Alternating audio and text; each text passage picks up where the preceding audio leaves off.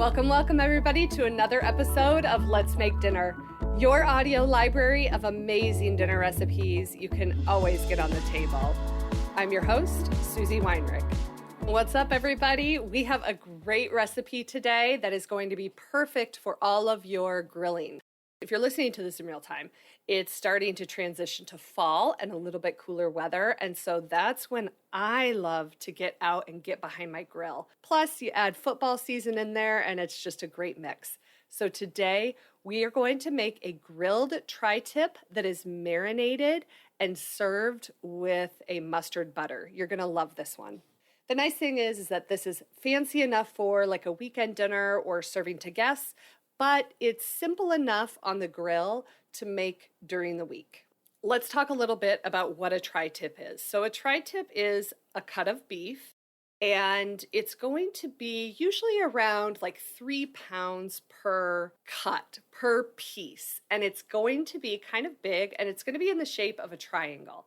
And that is a tri-tip. Now, I think you can also get tri-tip steaks, but for this recipe, we're using an entire tri-tip.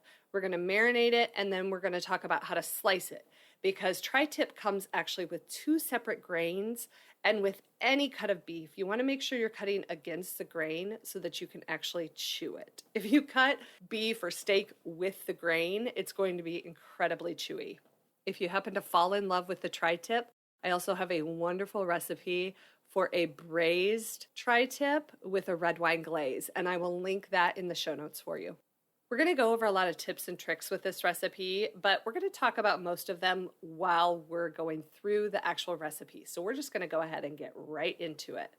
When you bring your tri-tip home, usually there's going to be one side that has a very large fat cap, and unless you bought it already trimmed, what you want to do is remove the majority of that fat cap, and then sometimes underneath that fat cap, there's going to be some silver skin. First, to remove the fat cap, you want to just grab at one of the 3 points, grab that fat cap, and take a very sharp knife and slide it under, and then just keep working all the way up as you peel that fat cap back.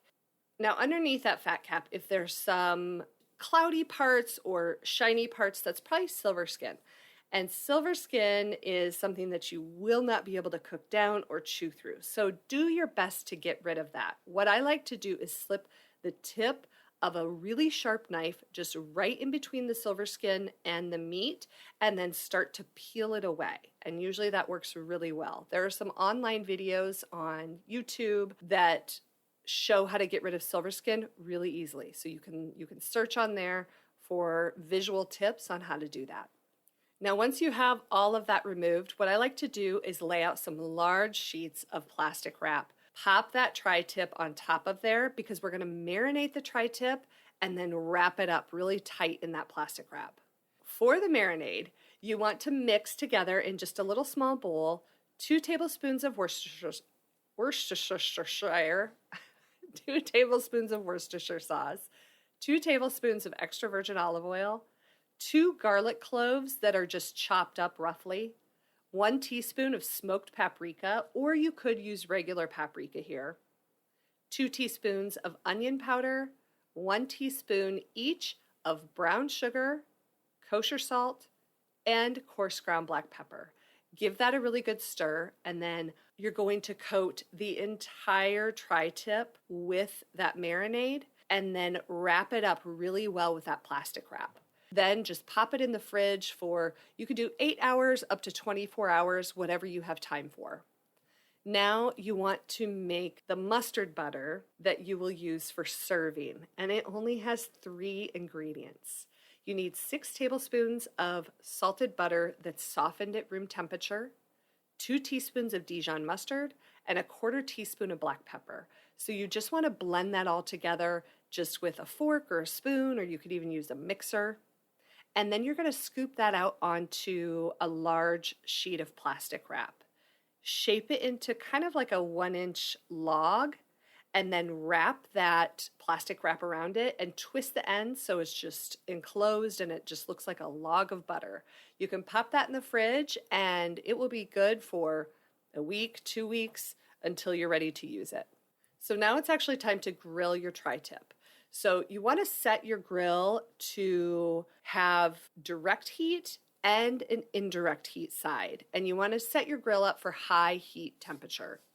While your grill is warming up, you want to go ahead and remove the tri-tip from the fridge and just allow it to stand at room temperature for at least about 30 minutes. And this is called tempering, and it's just warming up or bringing to room temperature a large cut of meat so that it cooks more evenly on the grill. So once the grill is ready, you're going to start that tri-tip over direct heat for about 5 minutes per side on a covered grill.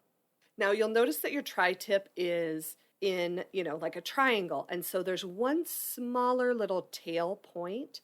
When you position your tri-tip on the grill, position it so that that little tail is closer to the indirect heat side, because that little tip will cook through way faster than the big part of the tri-tip.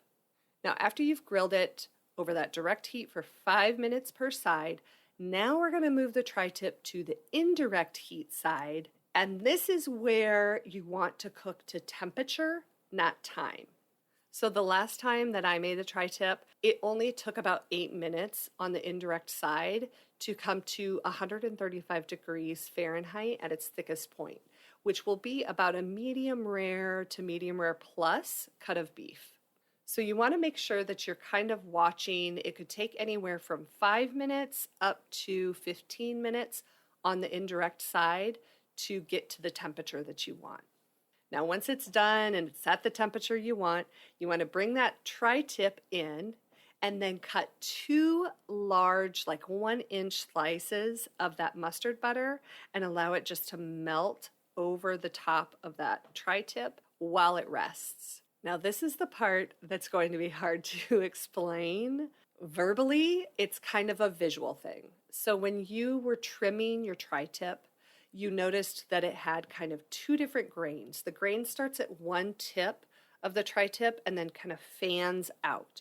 When you're cutting, what I like to do is start up at that point where the grain starts, and on the diagonal, cut it against the grain. And then as you're moving closer to where the grain starts to straighten out, you're going to start to turn your knife so that you're always cutting against the grain all the way to the bottom. And that will ensure you have super tender and juicy slices of tri-tip.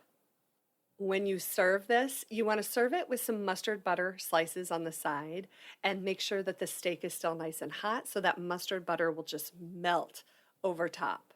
One tri-tip that's, 2 to 3 pounds is going to serve probably about 4 or 5 people. Some great side dishes to think about with your grilled tri-tip are a really nice side salad that has a tangy vinaigrette. And I have a great recipe that has a warm balsamic vinaigrette over top. Super easy, super simple, and really delicious. Either garlic mashed potatoes or like a crispy cast iron potato or baked potatoes would be excellent. And then any kind of green vegetable like roasted broccoli, roasted asparagus, green beans, or in the summer, corn on the cob is perfect. But if you are looking in the fall, you might want to think about adding deviled eggs. Perfect side dish. So that does it for this episode. As always, I will link all of the recipes that I talked about in this episode right in the show notes for you. So until next time, I hope this episode of Let's Make Dinner makes your dinner time a little easier. See ya!